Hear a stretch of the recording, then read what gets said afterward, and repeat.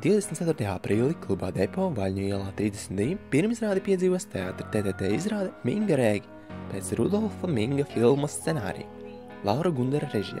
Tālrunā TV vēlējās uzzināt nedaudz par izrādi un ielūkoties tās tapšanas gaitā.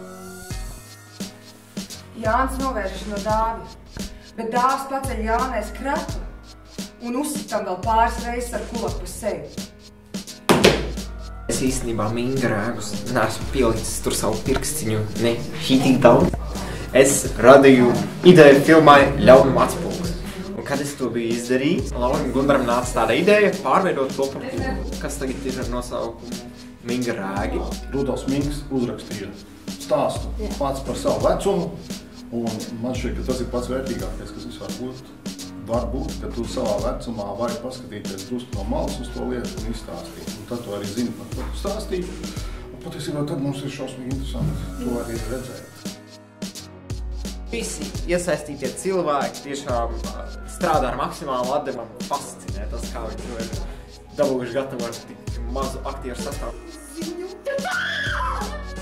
Vēstījums ir tāds, ka ir baigi forši dzīvot, un tā dzīve ir tā, par ko mēs patiesībā te arī stāstām. Un varbūt pat tās formas ir tādas dažbrīd, varbūt, nebūt nesimpātiskas, bet tieši tas arī apliecina to, cik forši ir, tad ir forši. Esmu bijis arī situācijās, kad man apkārt ir līdzīgi cilvēki, kā šajā stāstā atainotie.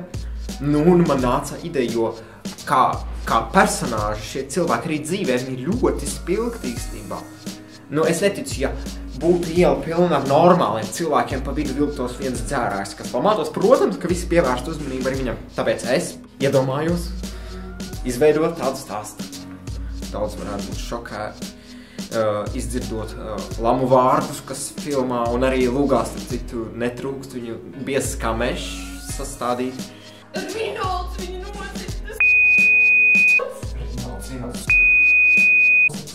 Tiešām cilvēki runā, mēs neskapēc baidamies no tā, kā cilvēki runā. Paskatāmies kā. Ja mēs tā runājam, ja jums nepatīk, nerunājiet. Bet ir cilvēki, kas tā runā. Bet kas no tā izriet, tas jāredz ir. Es domāju, ka tie, kuri no tā nebaidās, tas ir domāts ikvienam. Labi, es neieteiktu varbūt bērnus vest uz šādu izrādi, lai viņi vēl pēc iespējas ilgāk nepiedzīvo to pasaules skarbu un paliek tādā naivumā, kā bērnu naivumā.